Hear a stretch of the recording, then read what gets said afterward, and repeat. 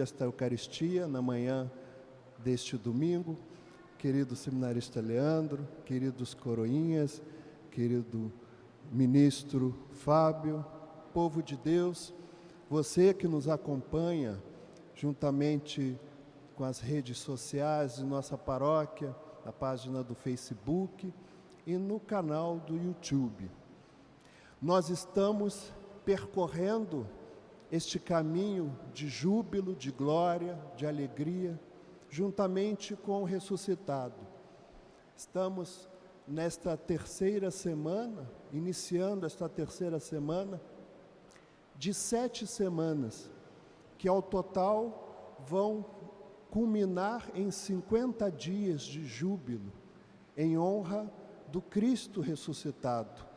Esse trechozinho desta oração, chamada oração de coleta, nós vamos ouvir no 6º domingo da Páscoa. Um sinal para nós acompanharmos mais de perto o Senhor nesses momentos em que é necessário e é utilizado como palavra principal o testemunho do ressuscitado. Testemunhar a ressurreição do Senhor. Mas antes de sermos, de fato, testemunhas da ressurreição do Senhor, é necessário nós fazermos uma pergunta para nós mesmos, olharmos para dentro de si e fazer uma pergunta.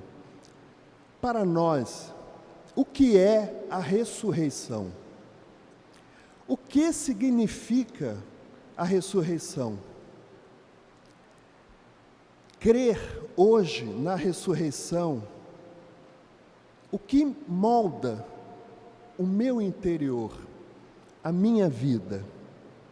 O que modifica a minha essência?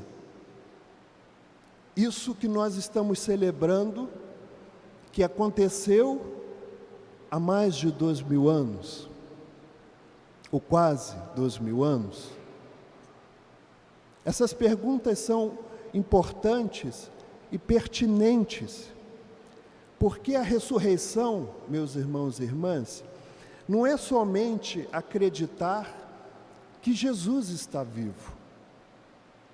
A ressurreição não limita-se somente a crer em que Jesus está vivo, mas como eu posso testemunhar uma coisa que eu não visualizei, que eu não experimentei, que eu não estive naquele momento, naquele local, naquele sepulcro.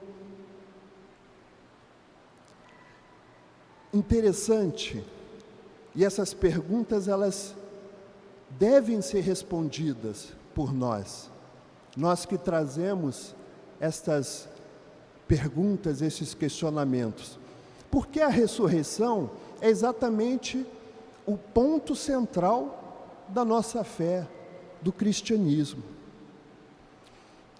A ressurreição, para aqueles homens que acompanharam o Senhor, desde o seu chamado individual de cada um, também foi um marco. Nós podemos colocar como um antes e um depois da ressurreição. A vida dos apóstolos, esse testemunho. E a própria pregação dos apóstolos, depois de testemunhar a ressurreição, também mudou radicalmente, porque foi apenas um anunciar, um testemunhar, um proclamar o anúncio. E a teologia chama esse proclamar o anúncio de querigma. E conforme os apóstolos iam pregando o querigma, o anúncio da ressurreição, do ressuscitado, através do testemunho de vida, porque era o testemunho, e como nós vamos ver agora na primeira leitura, este belo trecho do Atos dos Apóstolos, como que aquela multidão de origem judaica vinha e se convertia aos montes por conta da palavra, mas do testemunho. E nós vemos, como Pedro fala nesse trecho da primeira leitura, vocês mataram Cristo, só que Ele morreu e ressuscitou.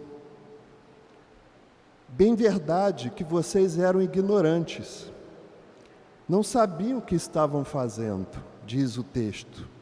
Mas Deus o ressuscitou, e eu sou testemunha. Eu o vi com os meus próprios olhos. Este era o conteúdo da pregação dos apóstolos. E por onde eles passavam e pregavam, as pessoas se convertiam. Mas, se nós pararmos para nos debruçarmos na ressurreição do Senhor, nós temos alguns aspectos importantes para a nossa reflexão, para a nossa meditação. O primeiro aspecto é de que os apóstolos presenciaram o grande choque da morte de Cristo. Nós que podemos contemplar a cruz do Senhor, do qual foi instrumento de redenção, instrumento de salvação, nós não podemos nos esquecer que o que nos é apresentado é a cena de um assassinato, e um assassinato de forma mais cruel possível. Nós sabemos que a morte de cruz era a morte mais dura, aquela morte que servia como exemplo daquela pessoa que houvera cometido um grande crime. Nós a contemplamos com alegria, mas podemos pensar em como os apóstolos sofreram, apavorados, em ter que retirar o corpo do seu mestre, flagelado, morto, sem vida, frio, gelado, colocar numa sepultura. E depois de 3 dias, este mesmo homem, que até então eles não tinham a plena compreensão da divindade de Jesus, e por isso foi importante, e nós presenciamos, nós ouvimos, desde a ressurreição, do domingo da ressurreição que nós celebramos, até a semana da oitava, a segunda semana da Páscoa, estamos ouvindo hoje também, como foi importante para estes homens que ainda não tinham a plenitude do conhecimento, porque ainda não tinham recebido o Paráclito, o Espírito Santo, em sua plenitude, que iriam depois receber no domingo de Pentecostes. Como seria importante que Jesus se manifestasse, mas através de formas humanas, que eles pudessem enxergar. O Evangelho de hoje, o capítulo 24 do Evangelho de Lucas, fecha aquele capítulo belíssimo, chamado capítulo dos discípulos de Emaús. Aqueles discípulos que na tarde daquele primeiro dia da semana, saíam de Jerusalém, já tinham celebrado a festa da Páscoa, subiam até a aldeia de Emaús, que é uma aldeia pequena, é uma cidadezinha pequena, e eis que Jesus se aparece e caminha com eles. Mas Jesus finge que vai um pouco mais, e os discípulos então o convidam para dormir com eles, passarem a noite, já era tarde, já estava anoitecendo. E eis que Jesus, até naquele momento, os discípulos não tinham reconhecido. Não tinham reconhecido, meus irmãos e irmãs, porque nós também precisamos entender que esta ressurreição do Senhor, este corpo, e é importante a gente falar que a ressurreição é uma continuidade descontínua da nossa vida. Ou seja, Jesus continuou o mesmo, mas não igual como antes. Ele tem corpo, ele pode ser tocado, ele pode ser visível, mas já é um corpo que a teologia chama de corpo glorioso, um corpo que já não está preso à materialidade física. Então os discípulos de Emaús não reconheceram naquele primeiro momento, mas depois o reconheceram ao partir do pão. E assim aconteceu também com Maria Madalena, que foi ao túmulo e depois encontrou o Senhor e não o reconheceu. Assim também aconteceu com os discípulos, com os apóstolos, quando Jesus entrou a portas fechadas. Mas Jesus, através destes sinais, mostra que Ele é o ressuscitado. Olha as minhas mãos, olha os meus pés, toca nas minhas chagas, sou eu. E Jesus ainda completa, para fortificar, fortalecer, ratificar no coração dos apóstolos. Tendes algo para comer?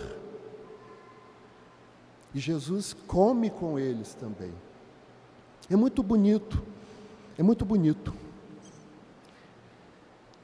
Um terceiro aspecto que nós também podemos falar sobre a ressurreição é que este corpo glorioso também nos aponta uma realidade futura da nossa própria ressurreição.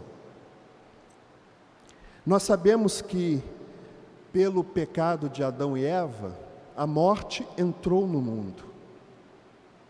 E por séculos, por milênios, a morte era o que existia de mais temível para o ser humano.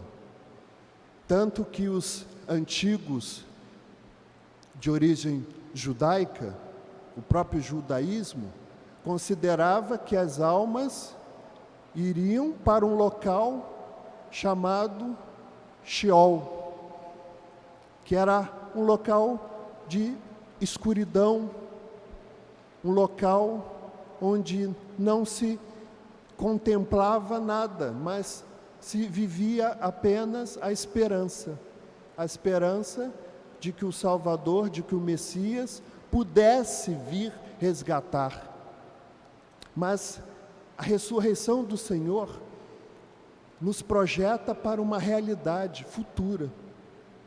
Este corpo, como falado, este corpo glorioso, nos projeta para uma realidade futura, uma realidade do céu. E aqueles que vivem a realidade da ressurreição, aí aqui a gente tem a divisão de forma clara daqueles que esperam no Senhor a ressurreição no último dia e daqueles que não acreditam. Aqueles que vivem à espera da ressurreição da sua própria carne, juntamente com o Senhor, eles consideram como a morte uma alegria, porque afinal de contas eles vão se encontrar com o fim último da sua vida, da sua alma. Não estão apegados às coisas do mundo. E aí você consegue experimentar os frutos da ressurreição. Porque você também não precisa morrer para experimentar os frutos da ressurreição. A morte física é a plenitude, será a plenitude. Mas nós já podemos experimentar aqui na terra esses frutos de ressurreição. Que o primeiro deles é a paz interior, a paz no coração, esta paz que o Senhor, toda vez que se apresentou aos seus discípulos, ele começou apresentando a paz. A paz esteja convosco, a paz esteja convosco. E quando a gente tem paz, pode estar acontecendo 1001 coisas nesse mundo. Diante de nós, nós podemos estar sofrendo as maiores dificuldades, que a gente enxerga a beleza de Deus e a esperança de que Deus está nos amparando naquele momento. Juntamente com a paz, eu cultivo o amor. Eu partilho daquilo que eu tenho. Eu desperto em mim o sentimento de compaixão. Compaixão com o irmão que sofre, sobretudo nos momentos de hoje. A gente sempre fala nos domingos da oportunidade que nós temos, enquanto caminhamos neste mundo, peregrinos, de ajudar o irmão que sofre, de maneira concreta, através dos alimentos. Você que tem a sua despensa hoje cheia, com a graça de Deus, pensa um pouquinho também naqueles que hoje estão passando fome. Faça também o seu gesto concreto. Doem 1 quilo de alimento aos vicentinos. Eles estão sempre disponíveis na nossa comunidade. São milhares e milhares de pessoas passando fome. Doem amor, esperança, sejam sinais do ressuscitado para aqueles que sofrem, os sofredores que estão nos leitos de hospital, em casa, no leito de cama, aqueles que já estão sem esperança de viver, porque não encontram trabalho, porque dentro da família é só desarmonia, é só briga, é desrespeito. Seja sinal também do Cristo ressuscitado.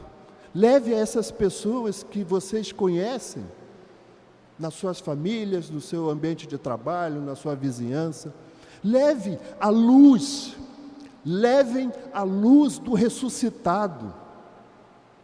Essa coluna de cera, de abelha generosa, como diz o texto sagrado, o texto da vigília pascal, ele representa a luz de Cristo, que ilumina as trevas, que ilumina essas trevas que nós estamos vivendo nos dias de hoje. Leve essa luz, anuncie a boa nova. Meu irmão, minha irmã, está difícil, mas Jesus ressuscitou. Jesus está vivo.